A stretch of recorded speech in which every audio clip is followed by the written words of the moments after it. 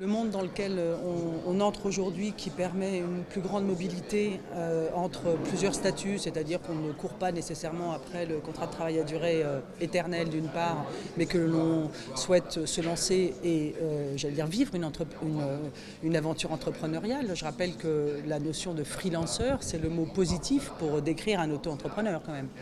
Et donc dans ce cadre-là, et si l'on est heureux du principe des modalités de travail libérées, quand je veux, à ma main, tout ça est parfait.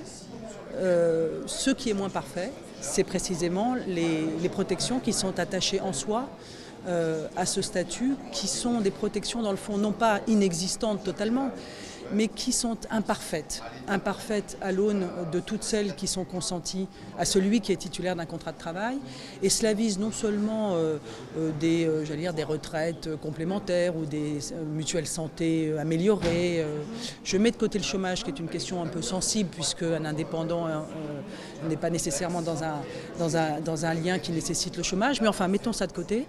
Il reste surtout, et ça, en ce qui me concerne, c'est un point qui me taraude, c'est comment favoriser l'accès de ces freelanceurs, pour prendre ce terme générique, qui est un terme positif, je rappelle, à l'accès au logement et à l'accès au crédit immobilier, notamment auprès des banques.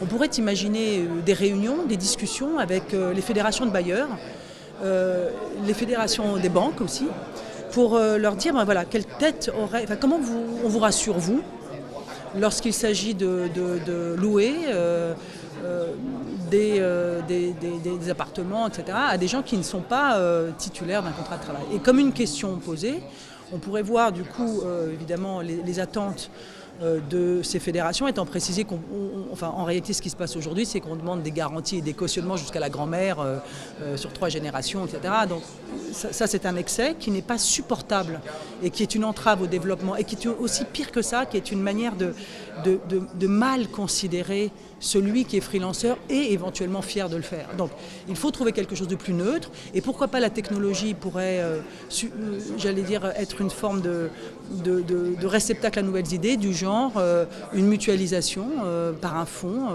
au travers justement d'une plateforme qui aurait cette fonction, j'allais dire, auprès des bailleurs. Enfin, on doit pouvoir imaginer 1000 moyens de favoriser cet accès, et qui est juste naturel pour, je veux dire, qui vit dans notre pays. Et non seulement naturel, mais effectivement fait de manière, j'allais dire, simple, surtout simple. Le caractère universel nous ressemble.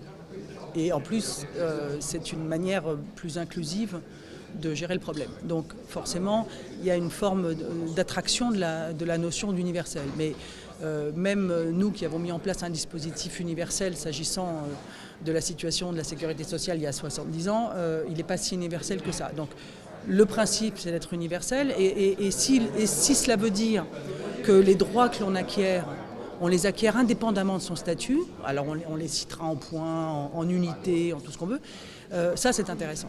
Après l'universalité sur l'égalité millimétrique, je ne sais pas, mais en tout état de cause, cette idée que l'on ait les mêmes outils à disposition de tous les travailleurs me paraît être un pas vers cette fameuse, comment dirais-je, sécurité sociale attachée aux personnes plutôt qu'au statut.